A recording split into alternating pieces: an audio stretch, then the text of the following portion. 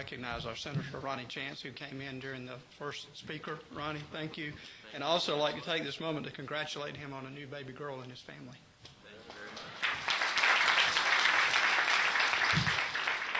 Thank you for being here. It's an important part of government for the citizens of the county, of the cities, to have their say. I promised Kofi that he could have my time, so I won't belabor you with a lot of information. I promise I do not have a nice presentation for you to sit through. The information that Kofi gave you is information, as he said, has been in the making for quite some time. The leaders that you have in the county and the cities were instrumental in developing that, so that plan that came out of it has the input of your elected officials, and I want you to be sure you understand that. I want to remind you that I did bring a presentation. I told people that I couldn't talk very well, but I could point, okay? So I brought a map, if you will, of the Transportation Improvement Plan that was developed for Fayette County. And a lot of the roads that you can imagine you have seen under construction, such as 74, and some of the ones that you probably have forgotten that we plan to build as part of the SPLOST are on that map. So I urge you to take a moment before you leave here and peruse it if you have not already done that, so that you will be able to be familiar with what is planned for the county. We are fortunate in Fayette County, specifically in Peachtree City as well as the county, to have adequate planning in the past. And if you look back over time, what you find in looking at Peachtree City and in looking at Fayette County is a high degree of planning. The planning for transportation is nothing new for us. Actually, transportation planning, or visioning, if you will, started back in the 1980s. And the original transportation plan that was done for the county was done by a company by the name of Morton Altabelli. Their plan called for connectivity of north-south routes, east-west routes, to try to alleviate what they felt like would be the future transportation bottlenecks in Fayette County. As a result of that study, a map was done, very similar to this. As a matter of fact, this is an outgrowth of that. And what that map did was to let us all be aware of where the improvements needed to be made and where we thought our transportation bottlenecks would be. Unfortunately, that plan was put on the shelf and there was no funding supplied for it.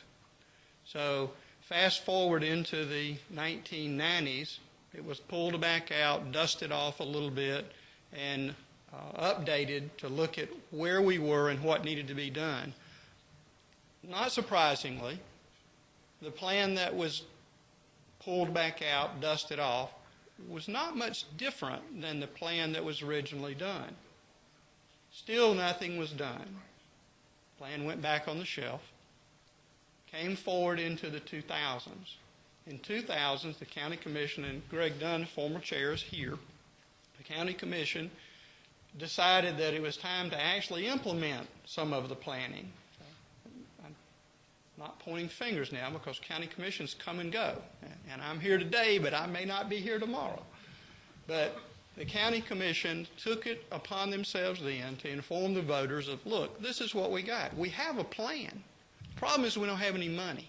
We can't even go to the state and say, look, if you build it, we'll share in the cost because we don't have any funding to share. So they undertook prior to 2004, the vote was actually in 2004, but prior to 2004, they took it upon themselves to push forward with a plan to implement improvements in the actual construction of roads.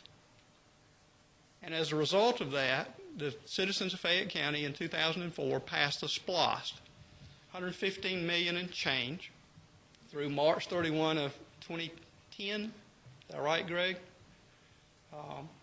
Whichever comes first, the amount of money that we raised or the date, that's where we are. But in effect, that money was designed to begin to implement the planning that was done as early as the 1980s.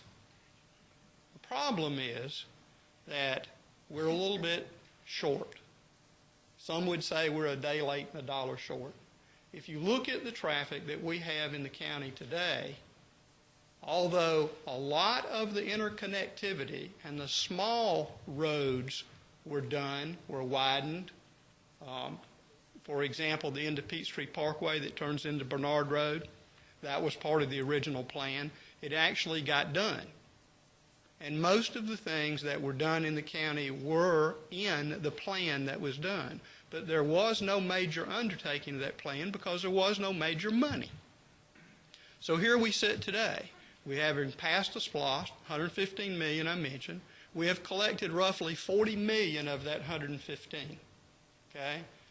Approximately 70% of that money was designated specifically for county-wide thoroughfare and county-wide improvements. The remainder was divided among the unincorporated county residents and the cities. Okay? Where we stand today is that our primary emphasis has been to move traffic around the bottlenecks. The prior county commission and this one is committed to doing that. The first and foremost project that we have on the agenda is what is known as the West Fayetteville Bypass. It's not really in Fayetteville. It's named that because it's on the west side of Fayetteville. It is actually in Central County. That road will be funded from Highway 54 to Highway 92. That is the first phase. We are currently working on right-of-way acquisition. We're working on environmental studies. We're also working on route planning for the southern part of that bypass. The southern part will go down Hewitt, cross Lester, and tie into 85 on the south side of Fayetteville.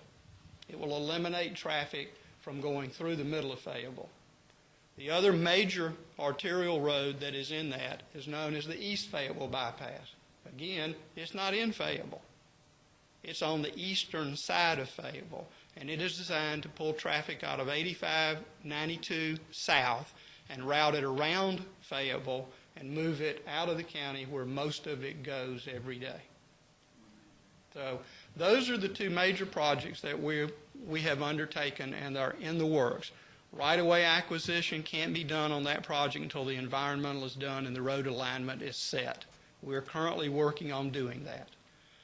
Your dollars are at work, but the one thing that I have learned in a short period of time is that the wheels of transportation move slowly. And I would love to go out and take the paving machine and build it. But the fact of the matter is, the red tape that you have to go through to physically start construction is 2/3 of the time frame of building the road. Thank you.